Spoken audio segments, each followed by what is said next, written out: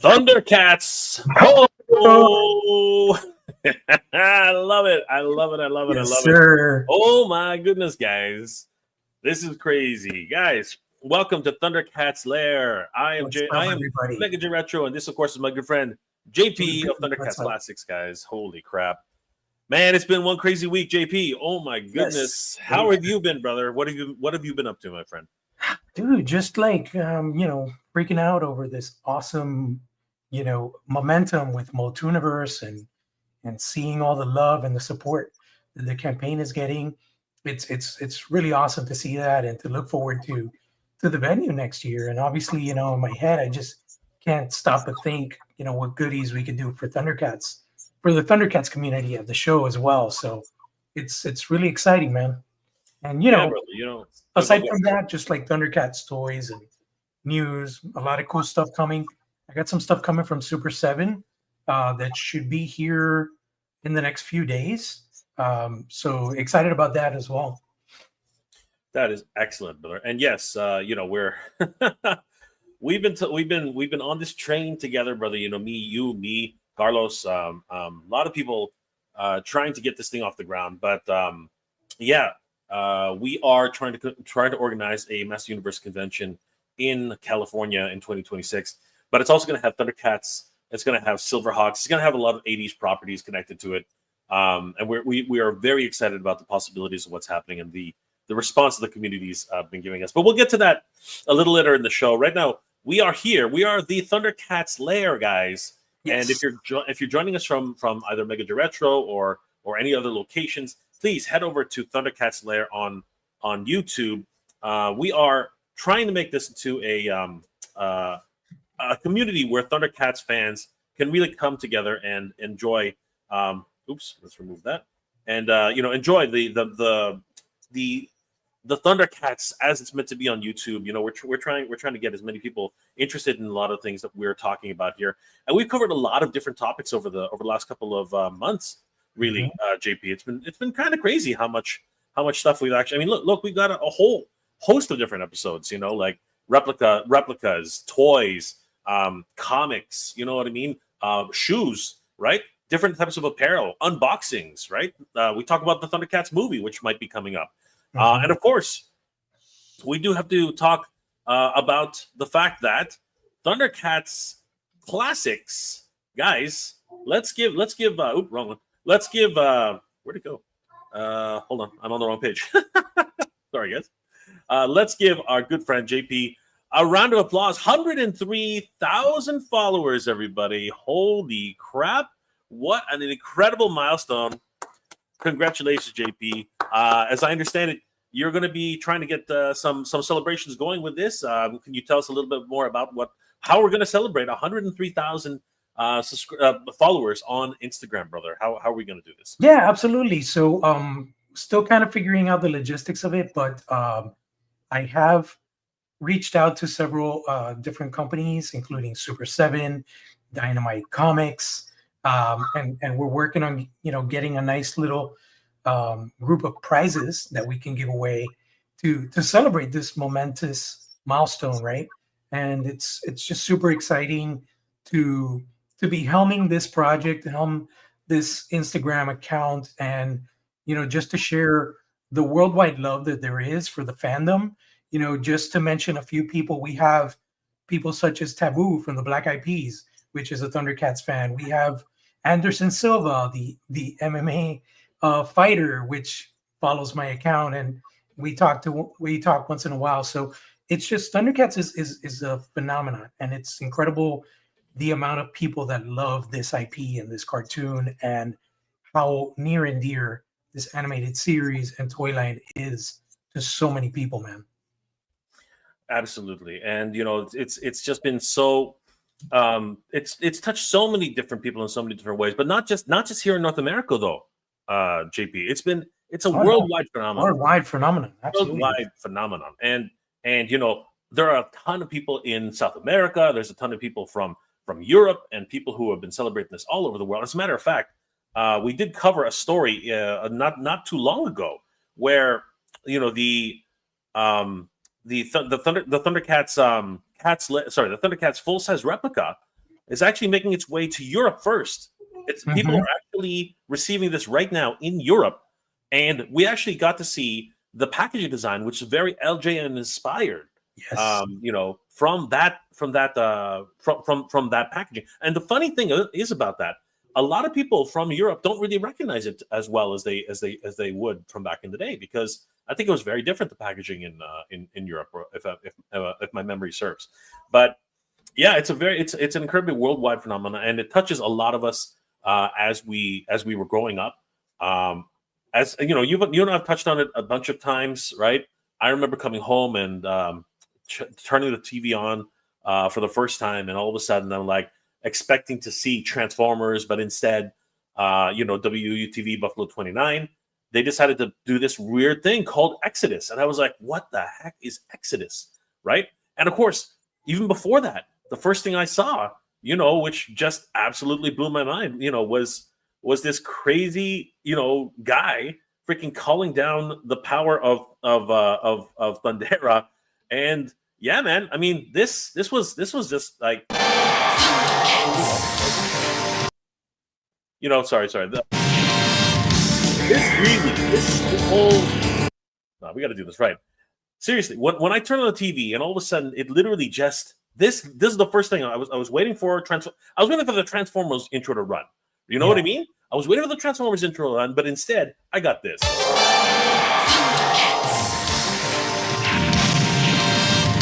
I was blown away. My mind just could not understand what was going on. Who is this guy? What is he talking about?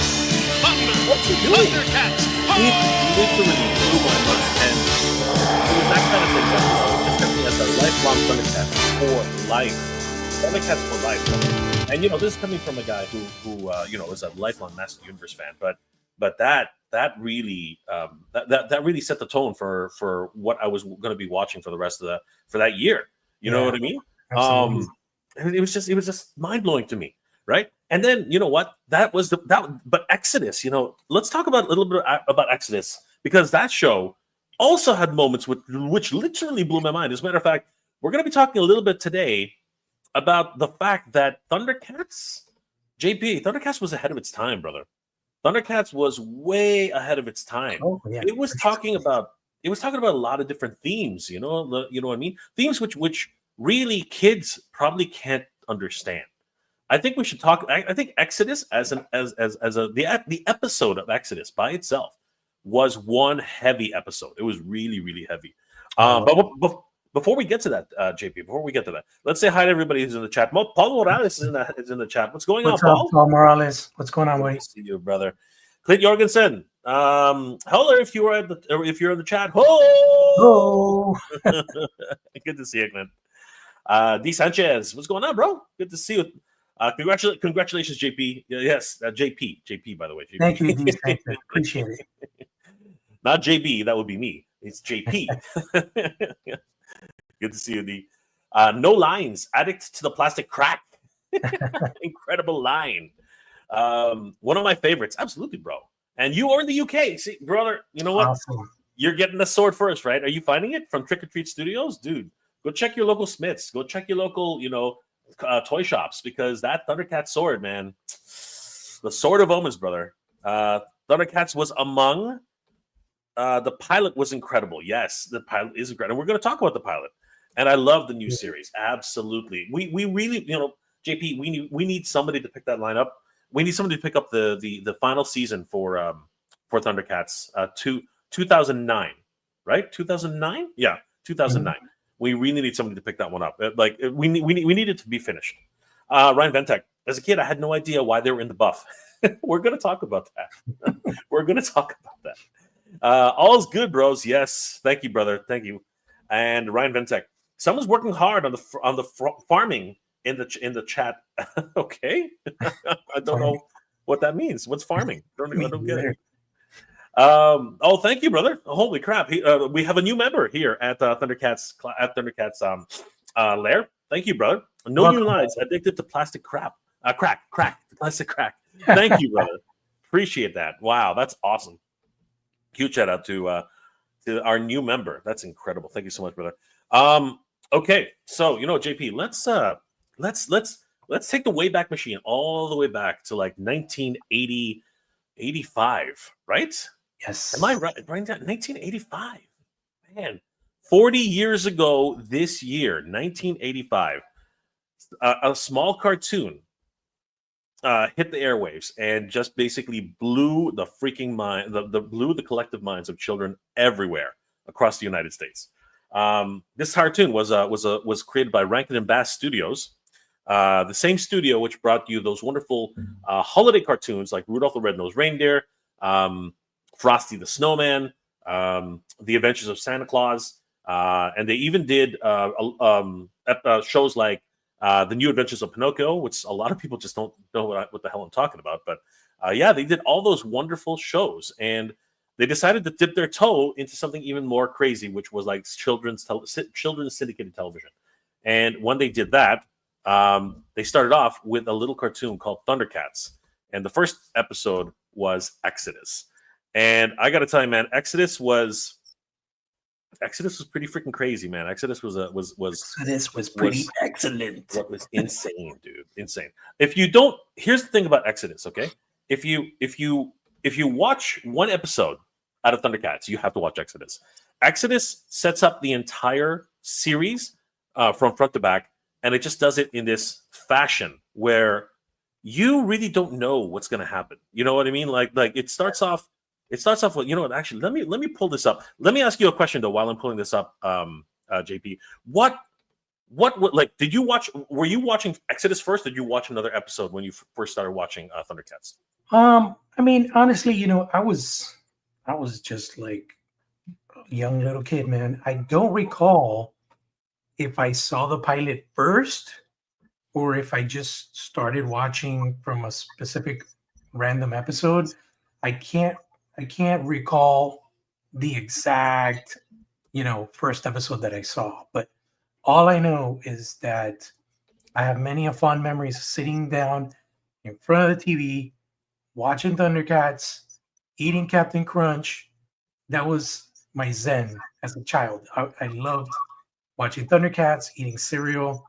You know, I always look forward to that. And, you know, I don't know if in Canada they had that, but back in my day, we had what we look forward to, which was Saturday morning cartoons, man. Yeah, of course. That we was had Saturday morning cartoons. that was a golden era, man. You know, that was the day, man. That was the yeah, dude. So I recall those things. I wish there are some people that have that photographic memory. It was like, I remember the shirt I was wearing, and I was wearing my brown. I wish, man, but I do know for a fact that I was watching, you know, Thundercats religiously. That was like my jam. I love the cartoon. It was absolutely awesome, man. Brother, it's one of those things, right, where we really, like, as children, right, we have this overexcited sense of memory, right? But as adults, we tend to remember these things differently. So Yeah. let's take this opportunity, guys. Let's take this opportunity to take a look and examine a few things about Exodus that really were kind of shocking, but at the same time, the themes. I think the themes are actually more in line with what people today actually have to deal with in a lot of ways, JP. And that's what I mean by it was actually ahead of its time, like well ahead of its time. I'm trying to bring up. There it is. No, where is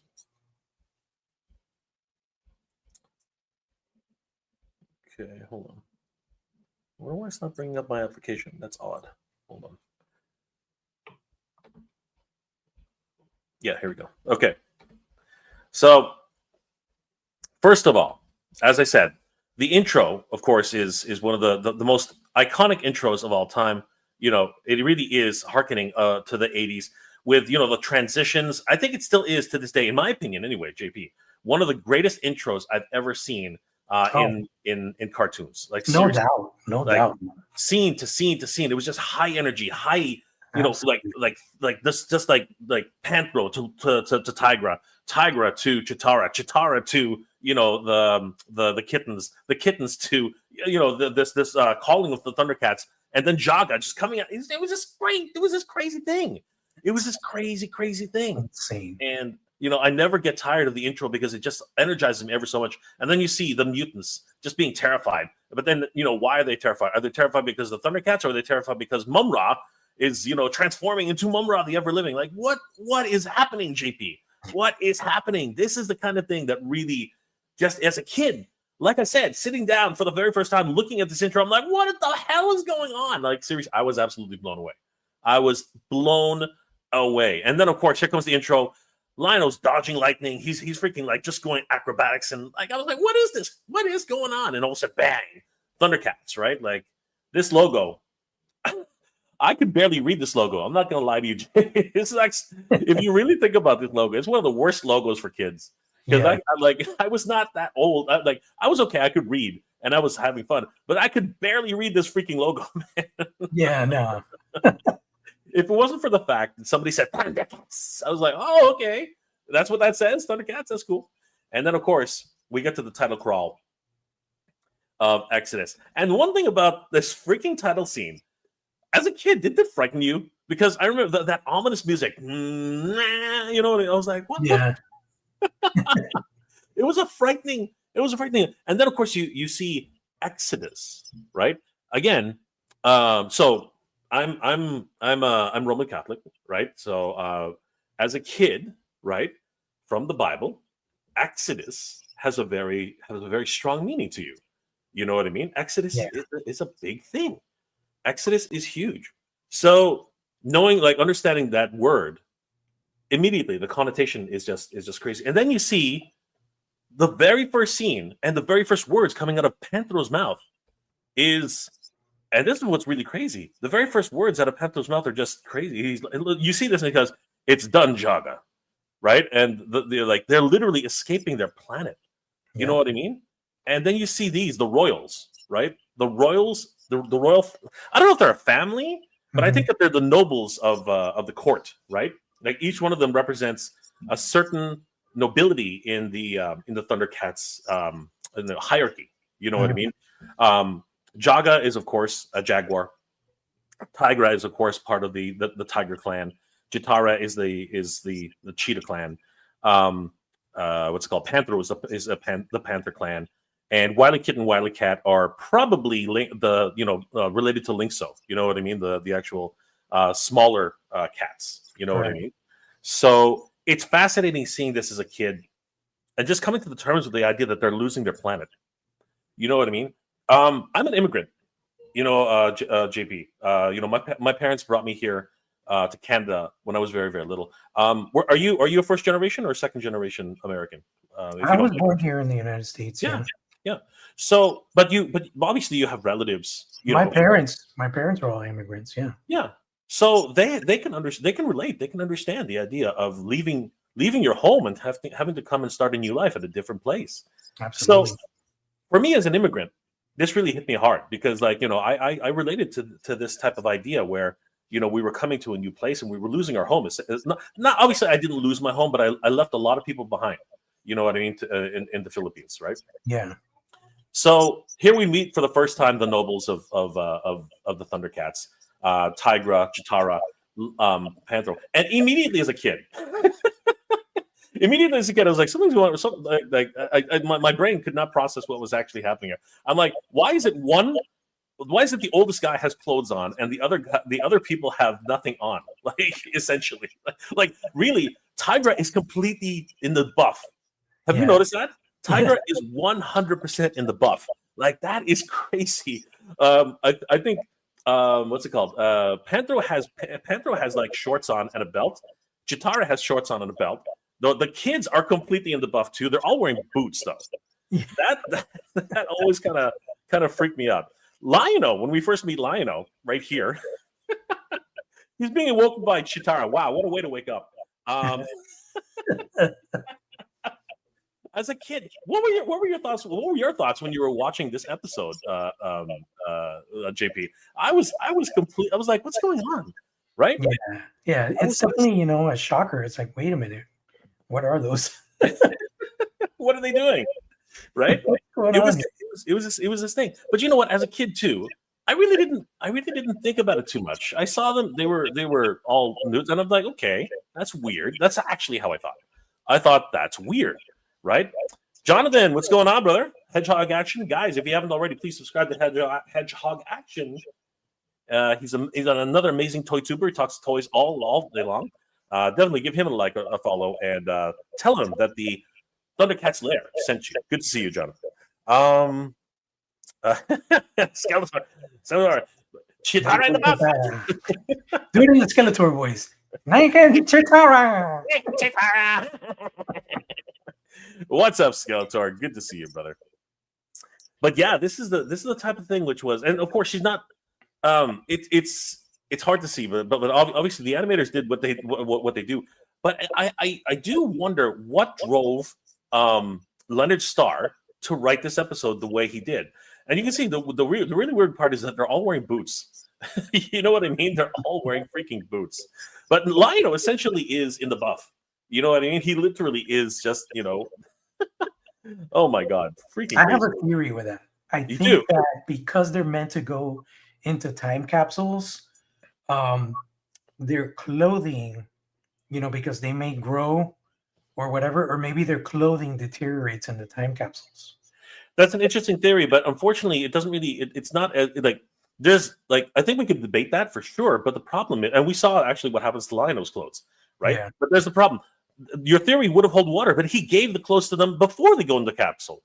Yeah, that's right. true. And the thing is, he actually does have a line here, which pretty much says it all. And let's I don't know if the audio's on here, but really, Jaga actually explains. We'll get to that scene right now, but essentially, and here, this is a great scene right here. This is a great scene. This is where a young Lord of the Line, a young Lord of the Thundercats. My God, what happened there? A young Lord of the Thundercats has to come to the realization that his home is gone. And here's what I don't understand: did they not tell him what was happening? Did they not tell him that we're escaping this planet? Right? Yeah, they probably didn't because he left Colossus behind, so they were probably shielding him from the truth until he was in his safety was secured. Yeah, that's actually a really good point. So here we actually do see that Jaga actually directs Lino to watch the view screen.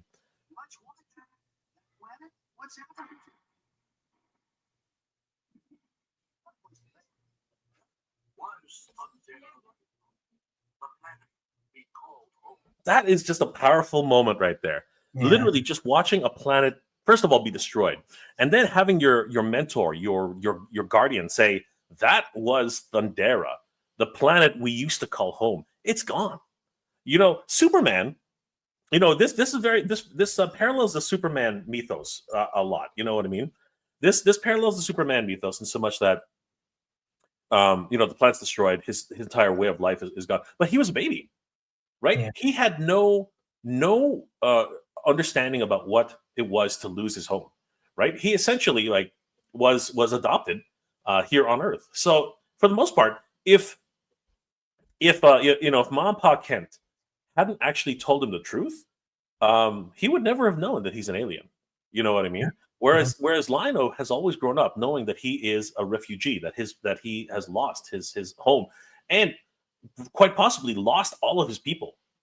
You know what I mean? Like that. Right. That is a heavy story to tell somebody. You know what I mean? As a kid. And I remember watching this. I'm like, what is this guy gonna do? He's. And then we find out that he actually is the Lord of the Thundercats. He will inherit the. He will inherit the burden, right, of leading his people. After and trying to rebuild his society, right? And I do remember though, as a kid, I didn't care about any of that. I didn't care about any of that. No, JP. Of course. I was just like, cool, it just exploded. That is so neat, right? And I was like, oh my gosh, right? And why are they naked? That was actually what I was really thinking about. Absolutely. Rewatching these things now as adults, it puts things in a completely different perspective, like you're mentioning, the whole comparison of being a refugee and looking at it in that light. But yeah, as children we were innocent, but it is very interesting that in this time, such a strong and powerful message was being delivered via this cartoon, especially the pilot episode. So, yeah, I wonder, the writers and stuff, like what inspired them to make the intro of this series so shocking. You know what I mean? So powerful. Yeah, and the thing is that, and I think that not that there was any nefarious concept on it, but think about how it resonated with us now as adults. You know what I Right. mean? That we could finally understand it. I remember searching out Thundercats when I was in college because I was like, you know what? I remember this cartoon. You know, because I was getting interested in different types of things. You know, baseball. Anime. I was still watching anime. Actually, anime brought me back to Thundercats because I remember watching anime and seeing anime for the first time, and I was like, wait a second, I watched something like this when I was a kid. You know what I mean? Because this was actually animated in Japan. You know what I mean? If you look at the credits, Kubo and much of the original animators were all from Japan, right? There's a whole history behind that. You know, you and I should take a deep dive history into the Rankin and Bass studios and how they actually began. Did you know that Rankin and Bass was actually 90% of their entire operation was in Japan? Yeah, no, I mean, you could see most of the stuff that they did. It was, you look at Thundercats, and aside from the Rankin Bass stuff, but you look at Thundercats Silverhawks and Tiger Sharks, and Thundercats is the most vivid and the most powerful animation that was out there in the U.S. in that time. Master of the Universe was very iconic, but it was very soft. It had, a very colorful palette. It was very soft. It was very whimsical. Even the villains were like cross-eyed, or they were like twiddly dee, twiddly dum kind of characters. In Thundercats, Mumra is a badass. Oh, Like, Mumra is an evil. He is the epitome of evil. yeah, Like when you see Mumra for the first time, I crap my pants. I'm not even sure. I literally crap my pants. It was crazy. dude, yeah. So it was like very dark. When you would see the nefarious scenes, like Mumra's fortress and stuff like that, very dark, very loomy. It was definitely not the typical animation that was being shown in any other show in the 80s. Just crazy. And again, it was dealing with these really deep themes, these dark, really dark themes in a lot of ways. There's actually so not to get too sidetracked, but there is an episode in the show where they capture Tigra, the mutants capture Tigra, and they strap him to the four winds.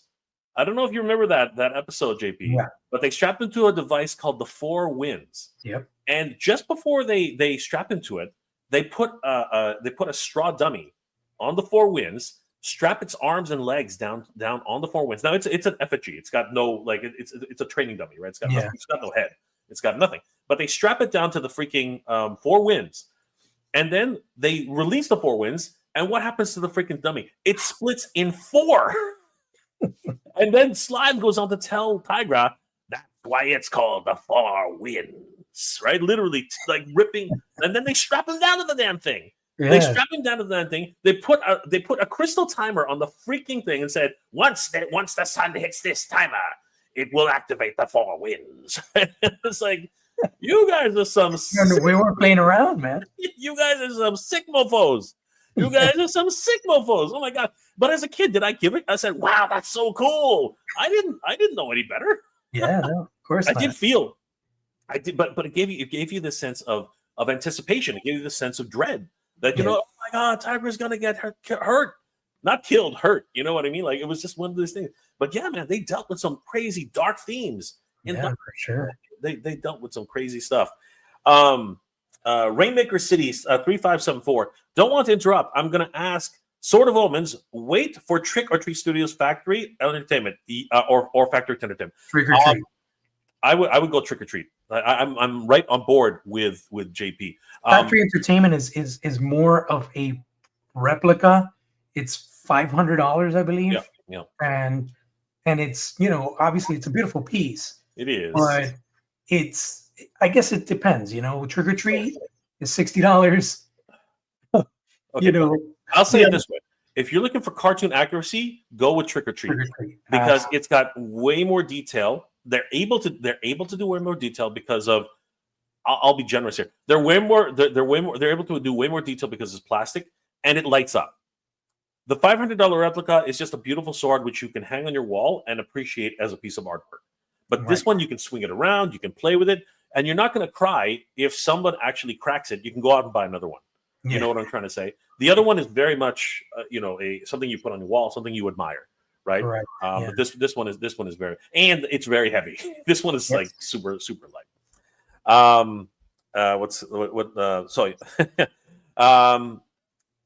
Husband's Wolverine. This was way before people wanted to be furries. We are not comparing Thundercats to furries, guys. However, our next scene would basically take that to the next level. So talking about everything that happened here. So Lion-O gets told that he will inherit the legacy of the Thundercats as their future leader. And we don't even know about Claudius at this point. At this point, I figured that Jaga was his dad. Do you know what I mean? Like, I thought Jaga was his father. But here he tells him that he won't be alone. The nobles who are gathered here will help to raise you and teach you the ways and our customs for the Thundercats.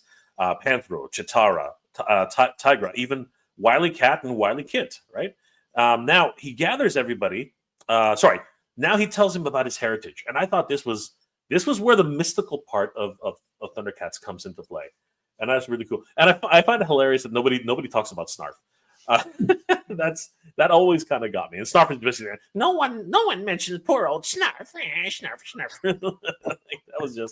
that was always a fun little thing for me, But he is a loyal servant. That's the whole point.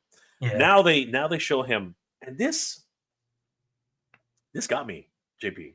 This is the moment where I realized that this is the greatest sword in pop culture lore. You know what I mean? Like the Sword of Power, the power swords of He-Man and She-Ra, they're one thing, but the Sword of Omens is OP to the nth freaking degree, man. This thing is way too overpowered.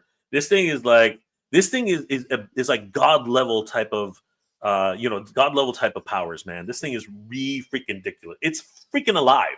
This thing is alive, okay? And then we first catch a glimpse of the freaking sword of Omens, man. Like there it is, the pedestal. And huge shout out to Super 7. Massive props to Super 7 for making this pedestal a reality.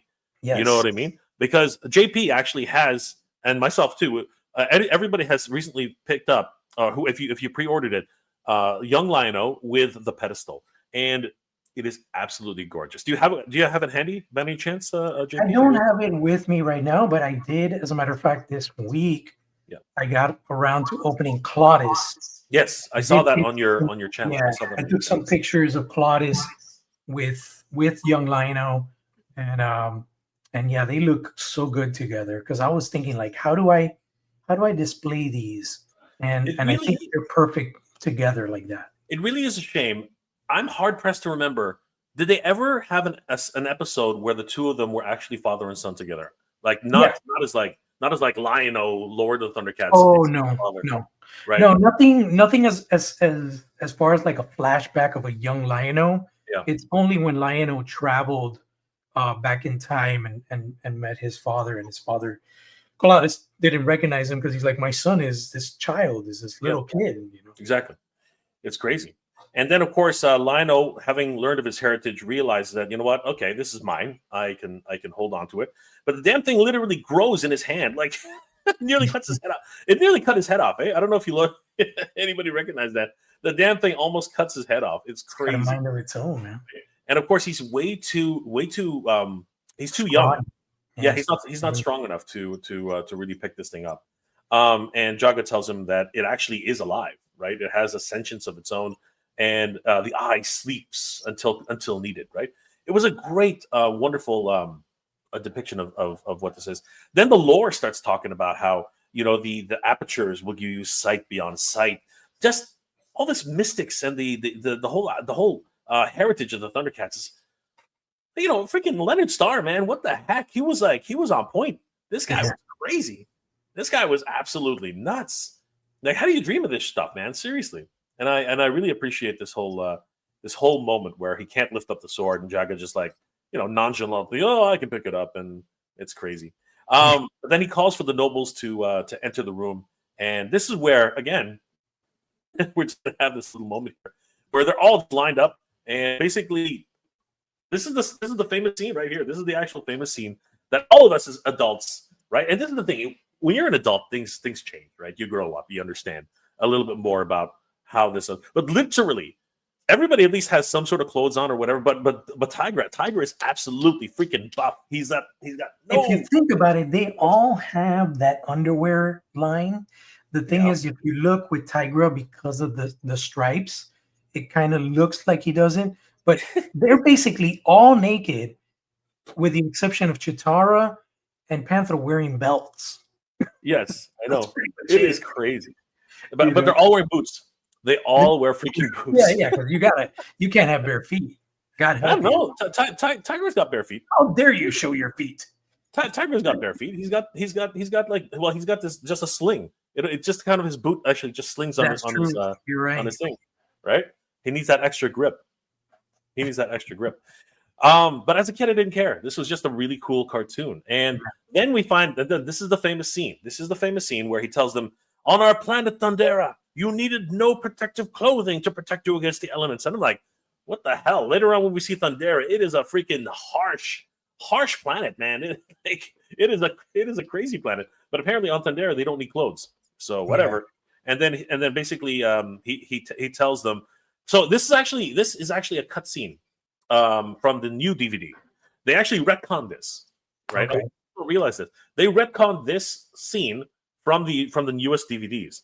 So here, Jaga actually says that the Sword of Omens was a secret known only to me.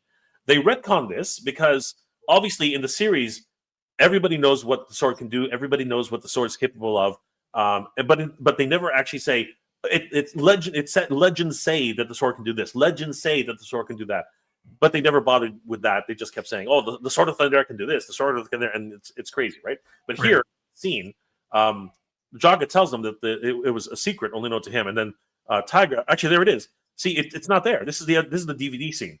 See, right here, Tigra is actually supposed to question Jaga and say the Sword of Omens, but that's a legend, a myth. But this was actually cut from the DVD. You can see it right there.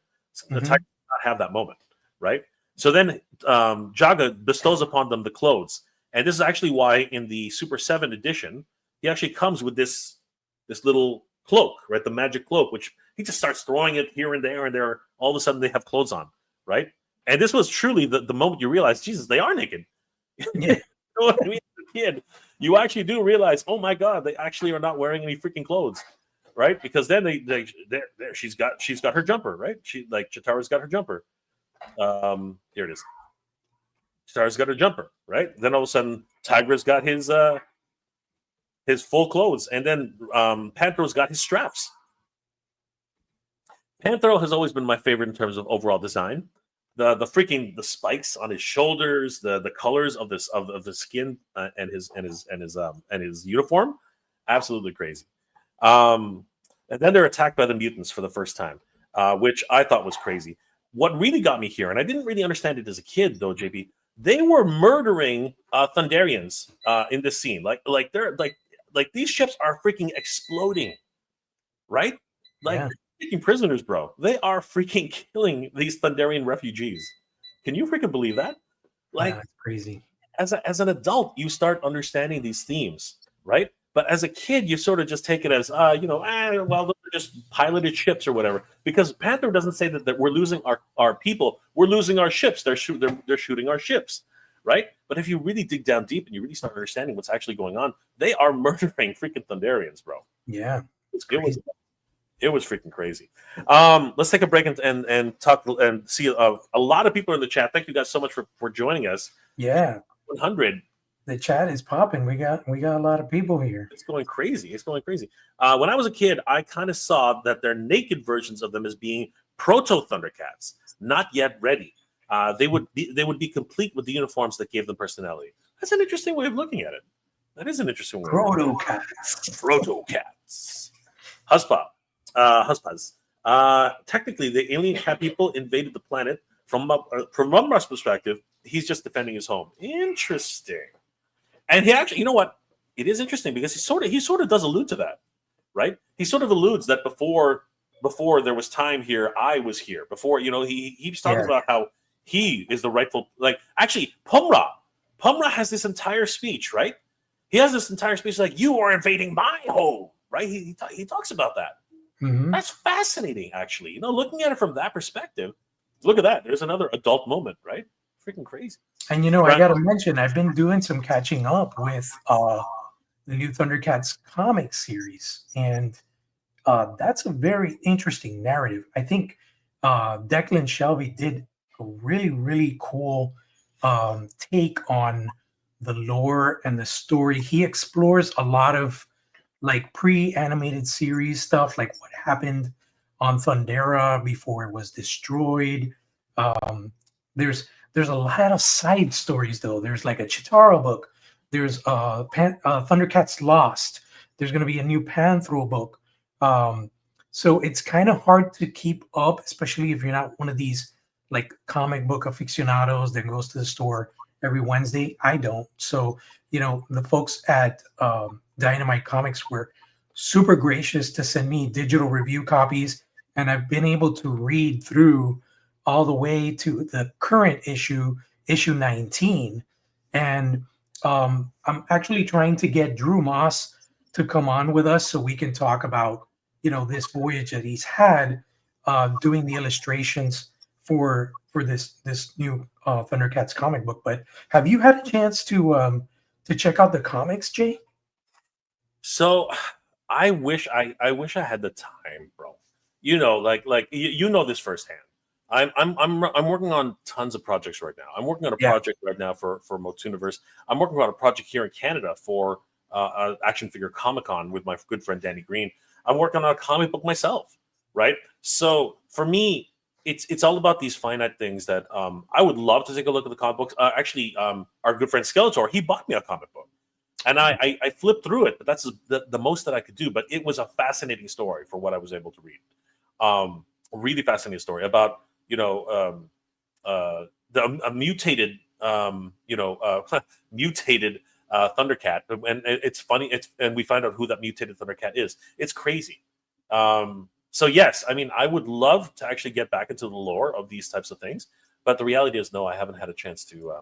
Just being honest, I haven't had a chance to. It's very interesting, and I think we should definitely cover that narrative in those books in a future episode, because it, like I said, it really explores things that it goes way beyond the comics. The cartoons. There is a lot of violence. There is death. Mhm. There is romanticism. There's all sorts of, and there's crazy shit where they at times, it got you doubting like what were Jaga's true intentions and stuff like that. So it's a very interesting narrative, interesting storyline. I'm not a huge fan of the looks of the Thundercats in the comic, but I get it. They wanted to do something fresh and new, and for example, Snarf just looks, he's not Snarf to me. He looks like some sort of Werbeast kind of critter. I don't know. It's just it's not a Snarf to me. But it's a cool storyline. And it's something that we should definitely explore. Sure. One of these days. One of these days we'll take a look. Skeletor. Do you think there's a market for naked Thundercats? Super 7 take notes. Hell yeah. So interestingly enough, like JP actually did do. I'm gonna stop the screen for a minute, and he did actually on Thundercats Classics actually has an interesting. You made this with AI, right, yes. JP? Yeah, that was ChatGPT. Yeah, so this is ChatGPT's take on the Super 7 Ultimate's take on Thundercats as they are leaving Thundera. And the interesting thing I'm going to mention is that the fact that there's no Wily kit in there is because ChatGPT has a regulation where they do not Yeah. want to portray underage minors. Correct. And I think that's actually a really good take. Absolutely. The if you look at the thumbnail, I was very careful to actually do something about that. So there are sensibilities that we have to take into consideration for today's sensibilities. Today's sensibilities are, because again, like I said, I did just to be sure it wouldn't get taken down. I did a little funny thing there where Snuffer is just photobombing the moment, right? So excellent. I just wanted to make sure that is thing, right? Because you never know, right? These things, like as innocent as this cartoon was back in the day, I mean, did you know that here's a fun aside on this? Did you know that the DVDs for Sesame Street actually come with a warning at the beginning of each episode, saying that these episodes were made in the time where our sensibilities were different, and you should take these episodes as such, and might not be suitable for children.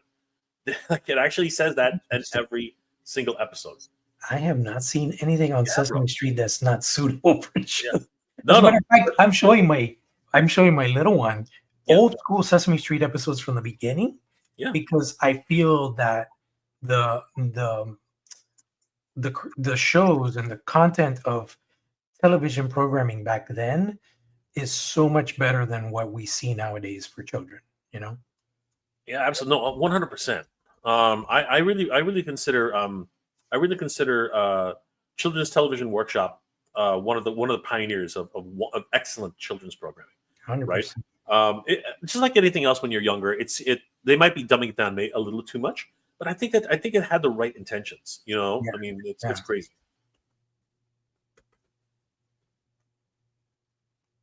But yeah, for sure. And just wanted to mention that because we're talking about the possibilities and who would be interested in.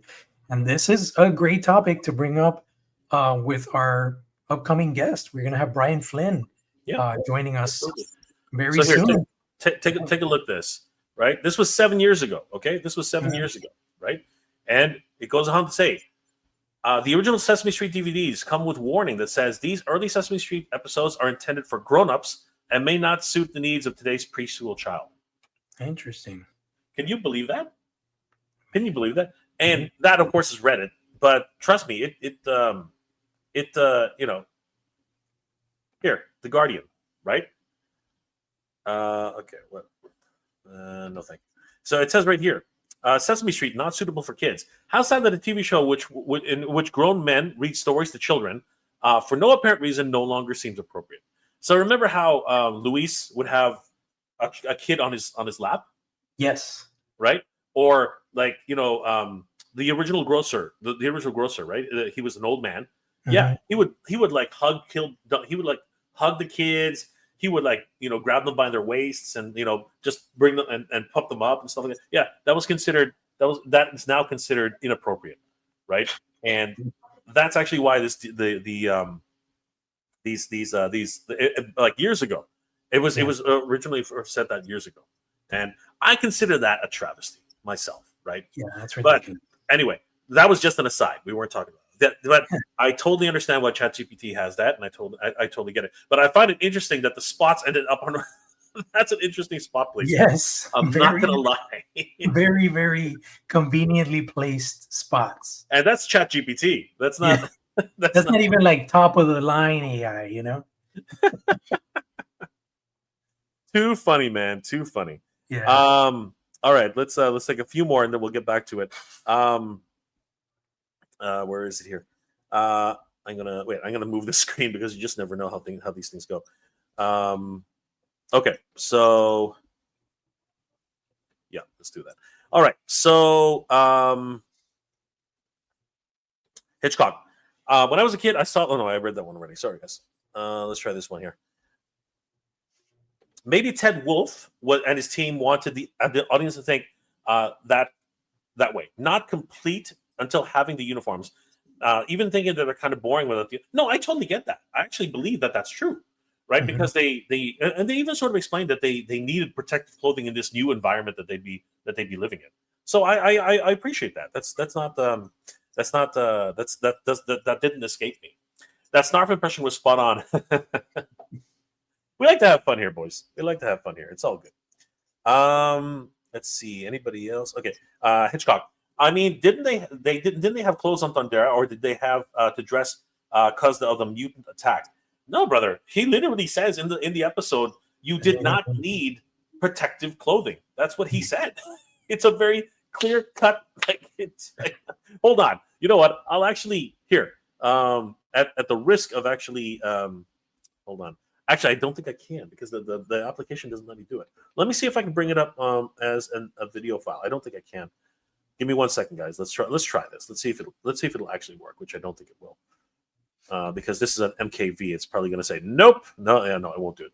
All right. Anyway, trust me. He actually says in the episode that they did not need protective clothing. Okay, Clint Jorgensen. I can't wait for the Thundercats comic crowdfund to ship. Ooh, there's a Thundercats comic that's coming out. That's cool. I didn't know. It was what do you call it? It's a collected edition of all the Marvel comics, Thundercats vintage comics in a collection. From Star Comics that was owned by Marvel. I got you. Exactly. Yeah. Jadis Teal, what's going on, brother? Good to see you. They should release that box set. Yeah, we're hoping for it. It seems to be coming up. Mother Slug, Mr. Rogers started the line for kids before Sesame Street even aired. Thanks, Mr. Rogers. Yeah, I hear you, brother. Ultra Mag, everything is inappropriate when it comes to men. Okay, easy, bro. Calm down. That's an interesting. I know you're being ironic. I know what you're doing, but man, calm down, okay? Hitchcock. The Robert Bill, for example, provided them food and working force. The Thundercats retribute with protection. Yes, of course. I mean, that's tit for tat, right? Obviously. It's a curious point. It's a curious ploy point for a kids show that the little taste of geopolitics. You know what? I don't think that there was any real intention to put politics into Thundercats. I think it was just trying to show that if you do something nice for somebody, that somebody might do something nice for you. Right, because that's exactly what it is with the Robert Burbles. The Robert Burbles are generous to a fault, but because of the Thundercats' willingness to help them, right? It really was a symbiotic type, a symbiosis type of relationship. Ryan Ventek, but why did Panther get blue bondage gear? Draw your own conclusions there, Ryan. Draw your own conclusions, my friend.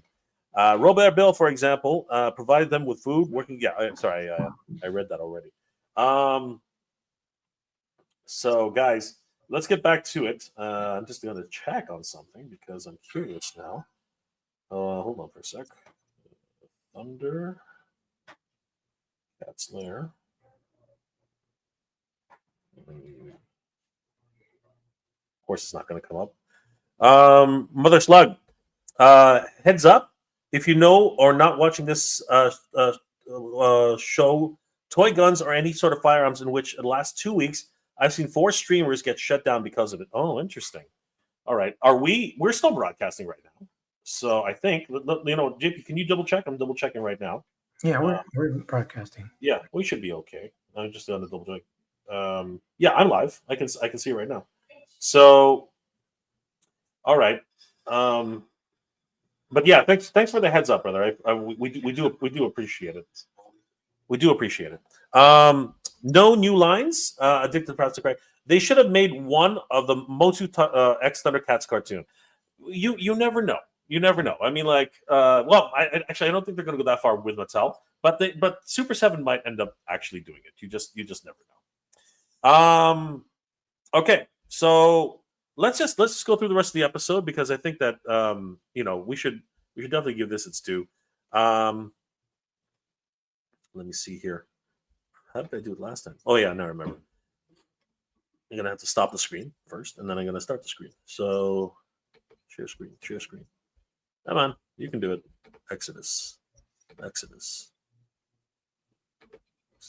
Where'd it go? It's a window. Yeah, there it is. I found it. All right.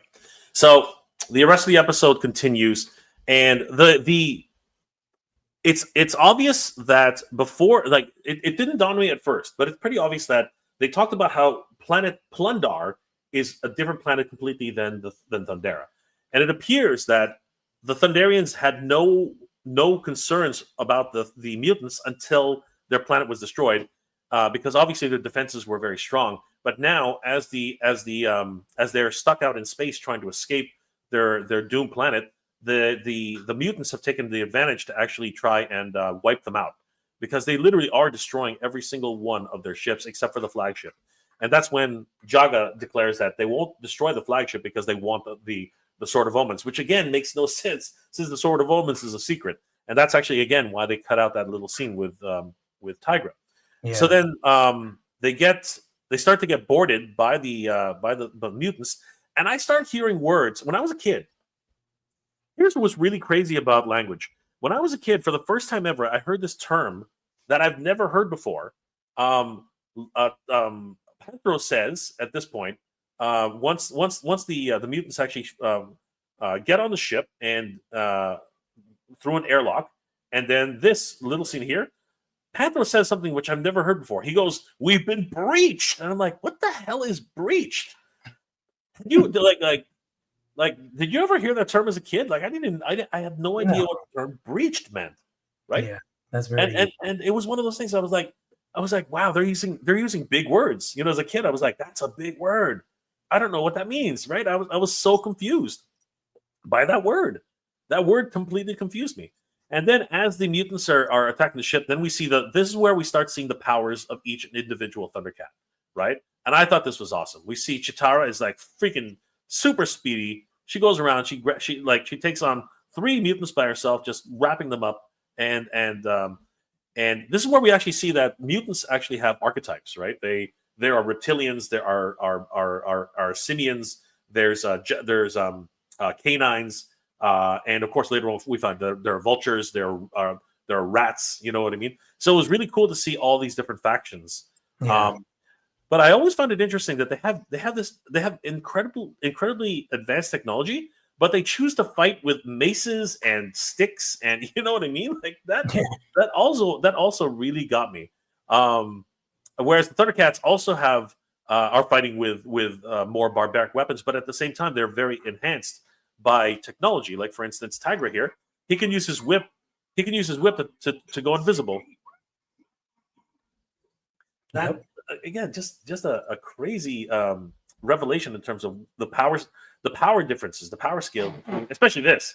This always freaked. I was like, and when I first saw the scene, I don't know about you, JP, but I thought his hand got impaled, right? Because look at this, look at this, look at this.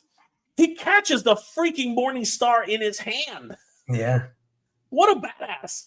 What an absolute badass! But then he proceeds to basically laugh in his face, and then tells him that you may be in trouble, and he freaking crushes the freaking mace. What? Like, oh my god, this guy was an absolute badass. Yeah. Voiced by Papa Huxtable himself. You know what I mean? Like how much better is that? You don't get characters like that anymore, bro. You don't get characters like Panthro anymore. This guy was an absolute badass before badasses were cool. You know what I mean? Like this guy was the one, right?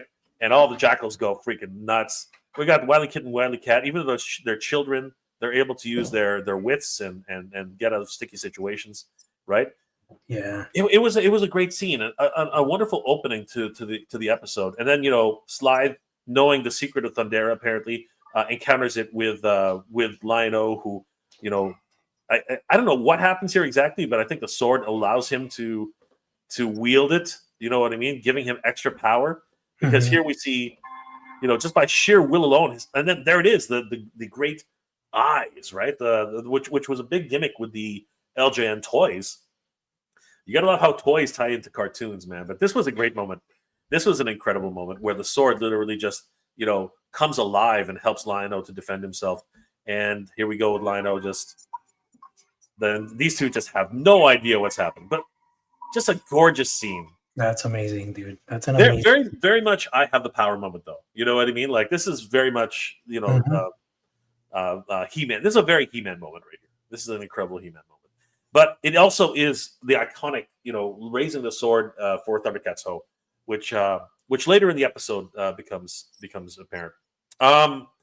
But getting right down to it, many things happen afterwards. They discover that the ship is actually damaged, and they can't reach the original galaxy that they were hoping to get to.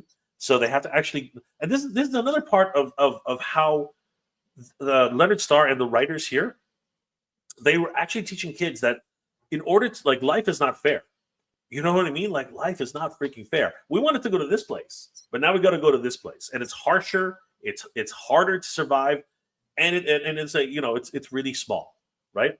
And basically, they're going to Earth. Like, let's talk about that. What are your thoughts? I always believed that they ended up on Earth, like on Earth. It might not have been our Earth, but maybe it was an Earth which was just before we started our civilization. You know what I mean? Like, this is an Earth in between, the fantasy Earth, if you will, right? Where magic is still a thing. Because they talk, like, later on we talk about like King Arthur and stuff like that. Like, you know what I mean? There's a whole bunch of things that obviously that's just writers being writers, right? But yeah, of course. But this portion, I think that they actually are setting up an idea that this is an Earth of old, and that the people here were controlled by Mum-Ra. Maybe there was a power struggle, because we do see that Wiz-Ra actually fought against Mum-Ra. We see that Mum-Rana was, there's a lot of things that literally start getting built up later in the show, which was a wonderful way of doing things for this, and that there was a civilization here well before, right? Yeah, for sure. So I think it's actually fascinating on that. But what were your thoughts on that when you were a kid? Did you even care, or was it something that? I mean, as a little kid, I think I would have probably identified with it as being regular Earth, like where we live. Maybe just like in earlier times. But now, as an adult, I feel like it's like Earth adjacent. Like, there was probably Earth, and Third Earth was kind of like, in the vicinity of the normal Earth. And that's why there was so many similarities. And that's why the Egyptian lore ties in, because you know how they say the Egyptians had a link with aliens. So that's probably how, Wiz-Ra is on Third Earth, because he's probably partially alien, or, the King Arthur part is a little questionable, obviously, because that's kind of. Well, I'm wondering thing. With that though, I'm wondering if Mum-Ra actually is able to travel between time. Right. You know what I mean? Because Hachiman comes from a different time, right? King Arthur comes from a different time, right? And I think that's actually what Mum-Ra was able to do. He was actually able to go into different timelines, much like the way we would talk about today. We would say, multiverses, right? And just pull from those things and really get those magic beings to do his bidding, right? He brought a ninja over. He brought Hachiman over. He brought the Excalibur over. There was just all these things. But again, that's just in reality, that's just writers being writers, right? For kid stories, right? But then we find out that they cannot make it to the galaxy that they wanted, so they have to go to a nearby galaxy, but it's not enough. So they have to actually go into suspension capsules in order to make the trip. And it's decided by Jaga that everyone will enter the suspension chambers except for him, because he needs to manually pilot the ship to their destination. And this actually introduces the theme of death to children, right? Yeah. Which is something that's not very often spoke of in cartoons at the time, in the 80s. It wasn't really a very big thing. It was kind of like a faux pas kind of thing to talk about in children's programming, right? But not only did we talk about death, JP, we saw death. We literally saw death. Like I remember here, we see the sadness, we see the moments, right? And this is really where this cartoon was ahead of its time. Yeah. You know what I mean? And it really does bring to question. Look, we even see tears. Like Chitara's bawling her eyes out. She knows Jaga's gonna die, right? Like we as children start realizing this is a fate which he's not going to come back from, right? And we actually see that in real time. We see that when they enter the chamber, Jaga looks a certain way, right? But what the heck? All right, all of a sudden there it is. Okay, so we see that we said that once they enter suspension, everything is on hunky dory, right? And the Sword of Omens is there waiting. But when we see Jaga for the last time in this scene, he looks very much the same way he did throughout this episode. But by the time, and we know that time has passed, right? Like we don't know how long. Decades, probably have passed, right? Yeah. By the time he finally gets to Third Earth, right? I mean, here it is. And this is crazy. He's an old, like he's a frail, incredibly frail old man. Like he's on his deathbed. Yeah.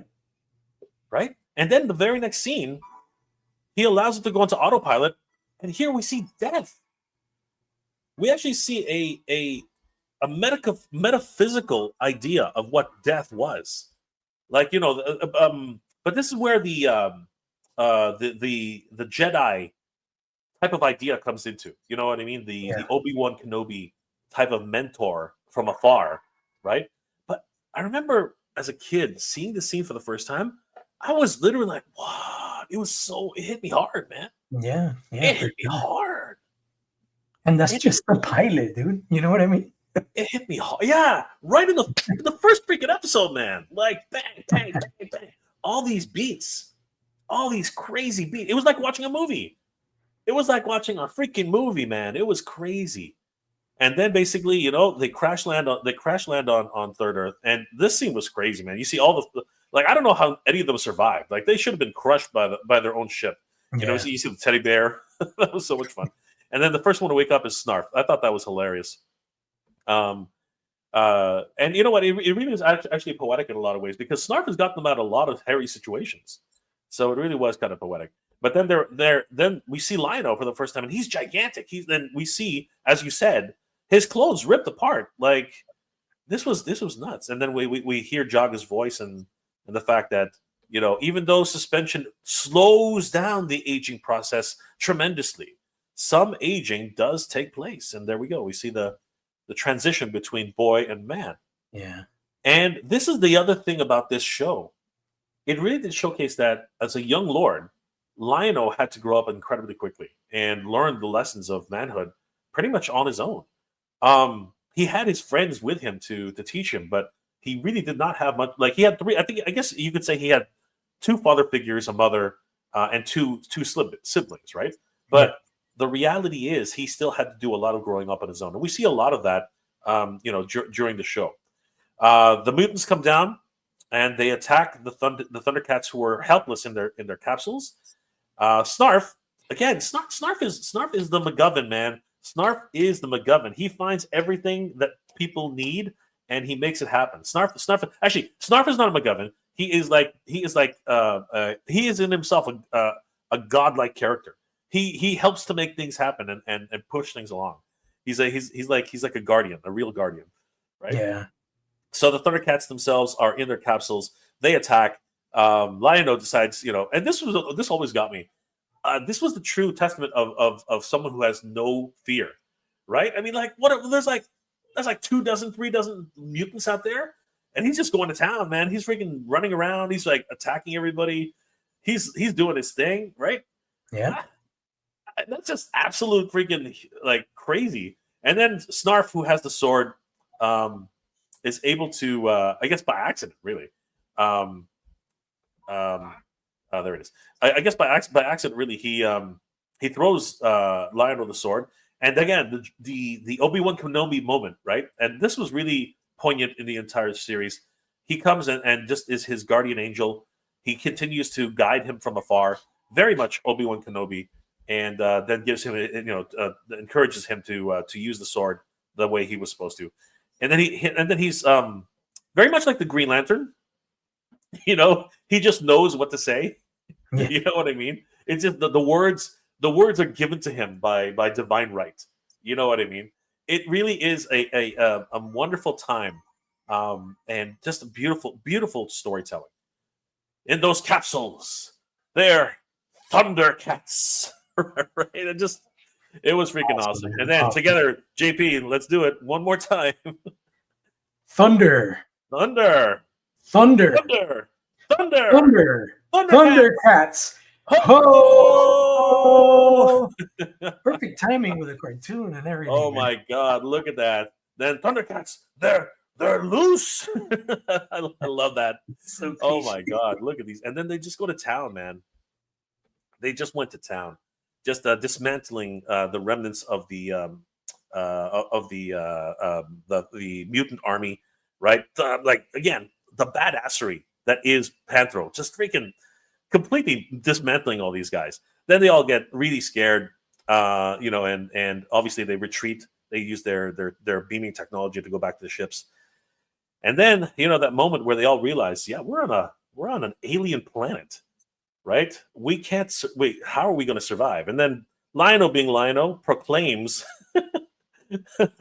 literally has a proclamation that they will survive and build a mighty empire. You gotta love the bravado of youth. It was crazy. It was awesome. Thundercats Exodus, guys. Wow, what a way to start off a show, JP. Amazing. And we're gonna do a lot more of these breakdowns of episodes, guys, in the future. But what a way to start this off. I mean, like, man. But what are your thoughts in closing, JP? What Thundercats was ahead of its time. That is clearly obvious. Absolutely, But yes. looking at it today, is it appropriate for children for today? Like, that's that. I think that's like just like what Sesame Street now has warning. Do you think eventually they'll put warnings on other cartoons from back in the 80s? What are your thoughts? I mean, I don't think so, because I feel like, unfortunately, the way I see things playing out is that today's youth does not gravitate towards vintage animation, vintage programming, unless it's like adjacently introduced via their parents, right? So it's one of those things where I don't know if they would have to do those kind of disclaimers for that type of cartoon. Maybe for Exodus, with an exception of just Exodus, I could possibly see it happening, even though I think that's pretty ridiculous. But not for the whole series as a whole. I think Thundercats was very, when it was dark, when you saw Mumra, when you had those beats with the mutants and stuff, it was dark, but there was always a positive message. There was always the, Lion or the Thundercats didn't believe in killing. They always believed in forgiveness. So there was always a very, very positive message underlying every episode. So I think still today, I'd rather have my kid watch Thundercats than the garbage that is put out there nowadays. Absolutely, 100%. Motu Comic is in the house, brother. Good to What's up, see you, brother. man? Bayon in the house. That's right. Good to see you, brother. Hitchcock, how do you guys feel about not having a next season for Thundercats 2011? Do you feel that they were going on a good direction? I was enjoying what they were bringing. JP? I really enjoyed the cartoon. I thought it was, a different take. It was interesting.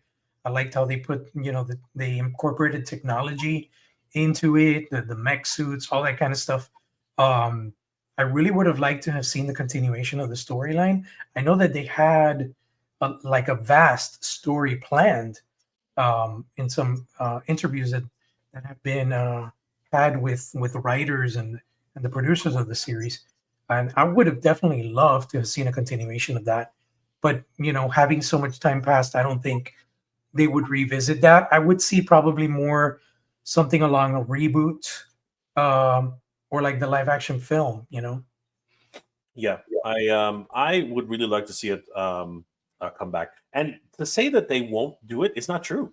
Netflix has actually picked up last seasons of series and actually finished them off like decades later. We've seen that with other shows, not necessarily cartoons, but actually no, wait, I think a cartoon was picked up as for its last season. Really? But like Yeah, decades later? yeah, decades later. I'm trying to remember which one it was, but I'm gonna look it up for the next episode. But I'm pretty sure it actually has happened, and I'm hoping that the same thing will happen for Thundercats. That would be excellent. Okay, so G.I. Joe, Cobra 6, and Delta 17. I was just more into G.I. Joe when Thundercats came out. Yeah, I totally understand. I mean, it's That's fine. cool. Everybody But have their own cup of tea. that fantasy aspect of it, the idea that they were refugees, and it really it spoke to me, man. It spoke to me like crazy. Mother Slug. What's really sad is today's artists and technology. Nobody can replicate the 1980s or 1990s cartoons, as it has been said by multiple artists and companies that just forgot how to do it, which is why they ended up doing X-Men '97. It's interesting. It really is. But like I said, there are actually sensibilities now, right? A lot of shows actually have to go through testing phases where they have to actually be approved by a committee before that can actually be aired. So yeah, there's a lot of things which the '80s had advantages for, if you will, in many different ways. No new lines. Best pilot, the autopilot, but no, yes, Jaga. Best opening sequence. Yes, absolutely. And the Jaga really did. Oh, no, pilot. Yes, best pilot episode, 100%. I actually love this breakdown format. Thank you, brother. We've been talking about this for a while. We wanted to break down episodes and talk about Yeah, for sure. how they affected us and what they might mean, right? Because there are deeper meanings in Thundercats than a lot of people would like to say. Greg, the timescales. What's going on, guys? If you haven't already, please subscribe to the timescales. Wonderful toy YouTuber. I'll be on the timescales this Tuesday talking about Motuniverse. So Awesome. hope you guys will join us. Motu Comic. So much potential, so much wealth and history still to contribute. Thundercats is somewhat underestimated as a franchise. Absolutely. 100% agree with Miguel. And, you remember the comic that Miguel did, the Motu X Thundercats crossover? Beautiful. We're dying to get a second issue. Miguel and I have been having some conversations about that. So we might be collaborating to do issue 2. Yeah. That's incredible. That's huge. Guys, definitely subscribe to Thundercats Classics on Instagram. I mean, he is literally killing it right now, having reached over 100,000 subscribers. I'm going to share that screen right now. Once again, congratulations to you, JP. What a milestone! And JP is planning on doing a giveaway and some celebrations on that line. So, guys, you have to be subscribed to Thundercats Classics if you want to be able to get some cool swag from different companies that he's trying to get in touch with. As a matter of fact, if you want to watch this video, which he actually talks about it, head over to Thundercats Classics and this video right here, and you can find out a little bit more about what he's planning. And so, yeah, once again, JP, congratulations, 103,000 followers, my friend. What a milestone, brother. Thank you, man. No, like I said, again, it's really all about, because the way I see it is, there's people that have Instagram accounts or like entertainers and stuff like that. I don't do any of that. All I do is just share a wealth of information, news, posts, and my own stuff regarding Thundercats as often and as much as possible, just spreading the love for the IP. Like Miguel just said, and I agree with him 100%. Thundercats is just a franchise that has been underappreciated for so long, and it's amazing to see how much growth, how much legs Thundercats IP has grown in the last, I would say, decade, with the inclusion of Matty Collector launching the first wave, then Super 7 following up, then we got Iron Studios doing statues, we've had Mezco mega 14-inch figures, we have mini mates, we've had so much awesome Thundercat stuff, and who knows what else could come, because the one thing that I haven't seen, Jay, and I'm kind of surprised, is that no third-party company has tackled Thundercats yet, man.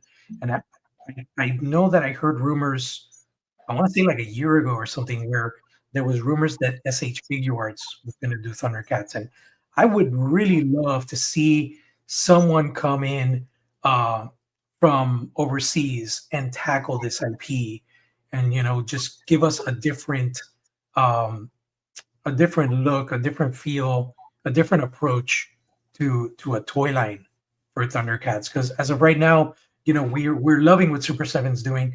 They've really explored so many characters that we would have never had imagined to have as toys, right?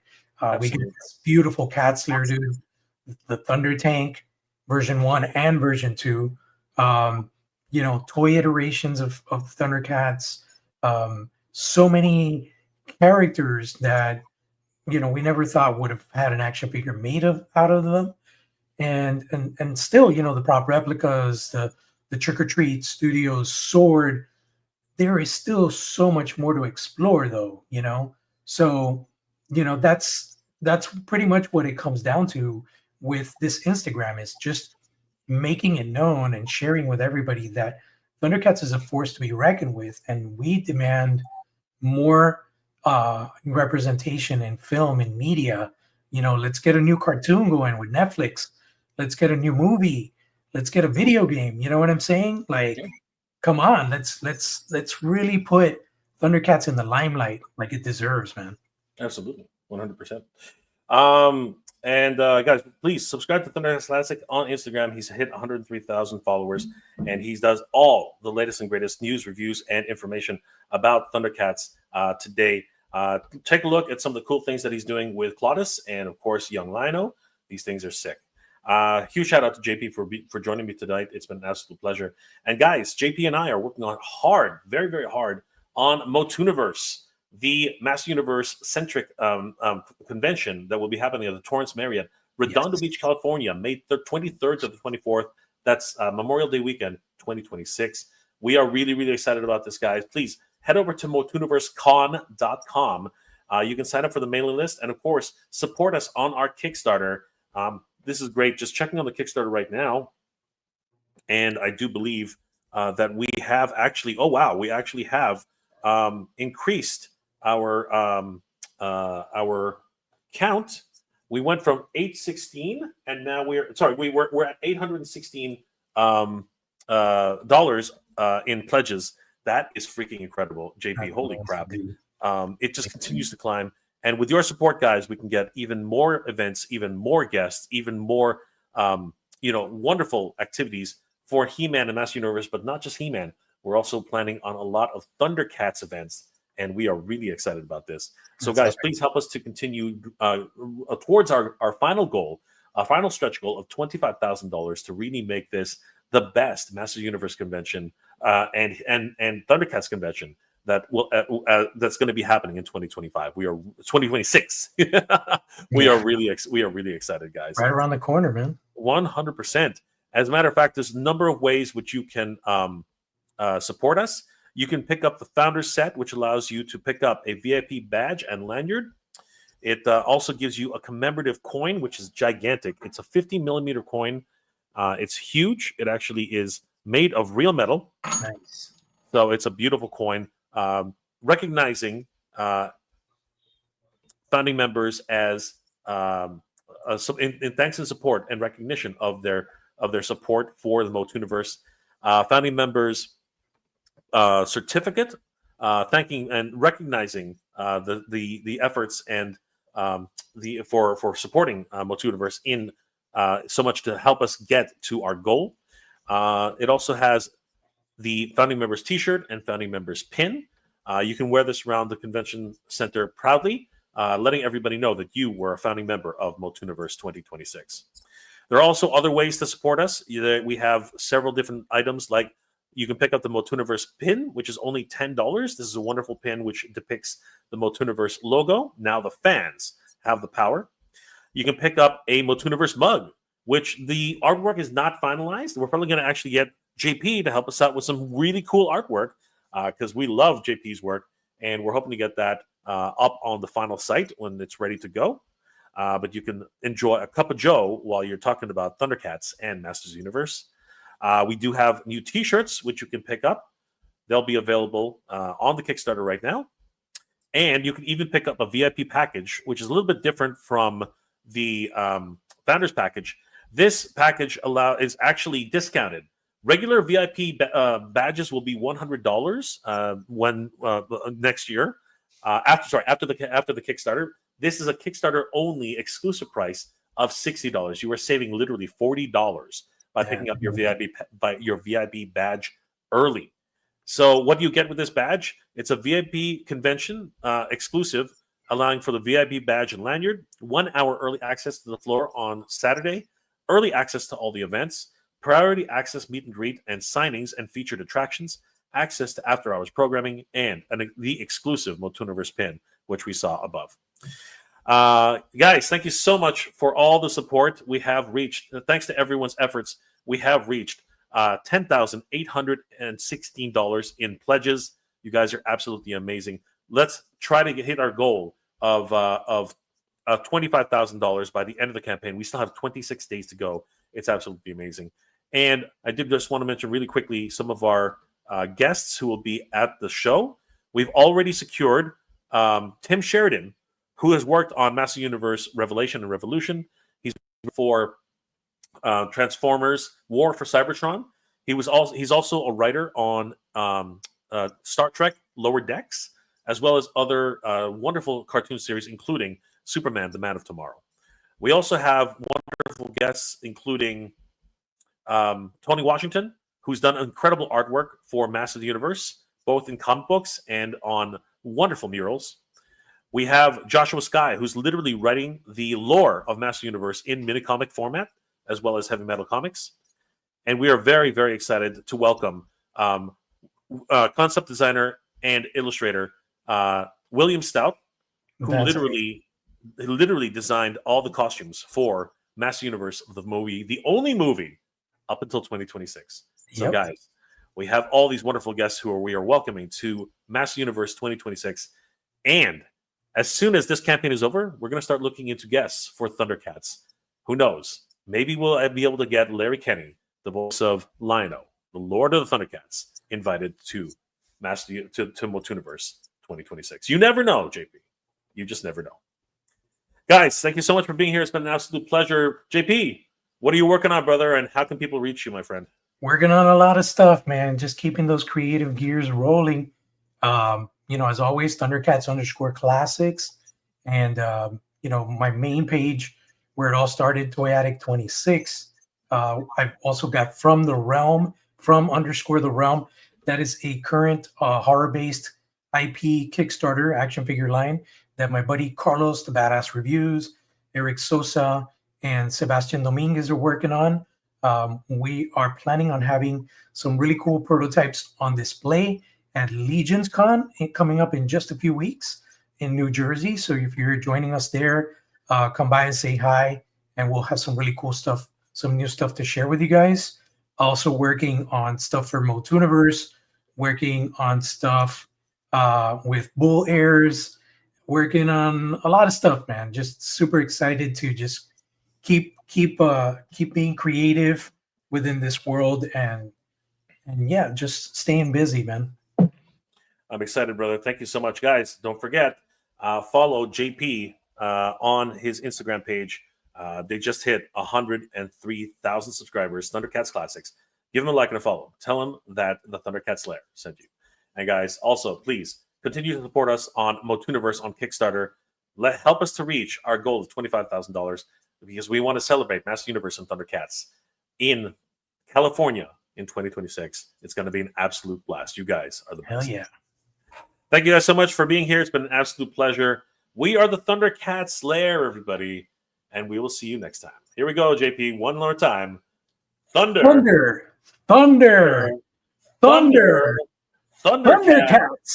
Ho! Good night, everybody. Take care. Good night, everybody. Have an awesome week.